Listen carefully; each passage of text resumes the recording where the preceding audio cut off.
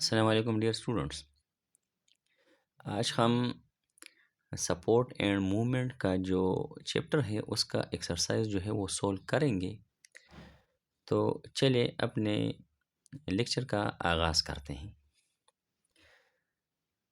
सबसे पहले question number 1 में है कि which of these is a part of the appendicular skeleton. In appendicular skeleton का कौन सा पार्ट इसमें है? Ribs, sternum, pectoral गिर्डल, vertebral column. अब ये रिब्स, स्टर्नम और वर्टेब्रल कॉलम ये एक्सियल का हिस्सा है, लेकिन जो एपेंडिकुलर स्केलेटन का हिस्सा है वो पेक्टोरल गिर्डल है। तो ये हमारा आंसर होगा।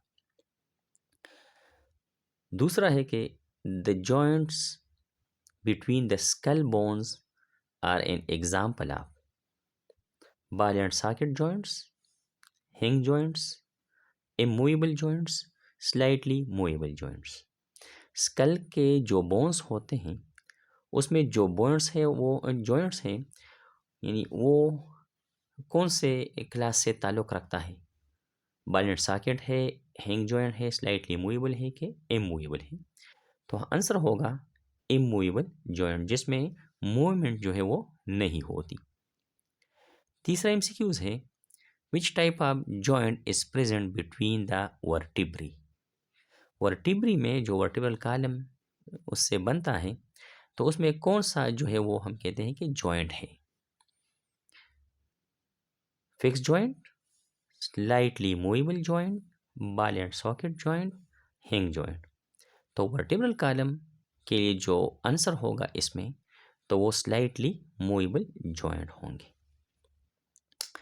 नेक्स्ट जो एमसीक्यूज है, which of the following is not part of the axial skeleton? In sternum, vertebrae, leg bones, skull. कौन सा इसमें हम कहते हैं कि एक्सियल स्केलेटन का हिस्सा नहीं है? तो स्टर्नम, वर्टिब्री और स्कल ये एक्सियल का हिस्सा है, लेकिन लेग बोन्स जो है वो एपेंडिकुलर का हिस्सा है। तो ये हमारा आंसर होगा ये लेग बोन्स। पांचवा है bones are stronger than cartilage due to the presence of. Bones जो है वो कार्टिलेज से स्ट्रॉन्गर है, तो किस वजह से? इसमें collagen fibres, osteocytes, calcium phosphate, lacunae. यानी कौन से, यानी इसमें हम सेलेक्ट कर लें कि ये बोन्स के लिए ये ठीक रहेगा इस एमसीक्यूज के लिए। तो असल में ये बोन्स के अंदर जो सख्तपन है वो कैल्शियम फास्फेट और कैल्शियम कार्बोनेट की वजह से होते हैं। नेक्स्ट जो हमारा क्वेश्चन है, the main protein in the matrix of cartilage is. इनमें कौन सा जो मेन प्रोटीन है वो कार्टिलेज में मौजूद होगा? तो ये हमारा जो आंसर होगा तो ये कोलेजीन, ओस्टियो, निक्टीन, केराटिन और एक्टिन। तो ये हम कहते हैं कि ये तो मसल्स में पाए जाते हैं, ये स्किन में पाया जाता है। यहाँ पर हमारा जो आंसर होगा वो कोलेजीन होगा। Which connective tissue attach to bones at a joint. कौन सा कनेक्टिव टिश्यू है जो बोन्स को जॉइंट में यानी इकट्ठे रखते हैं? तो लिगामेंट है, टेंडोन है, कार्टिलेज है और मैरो है।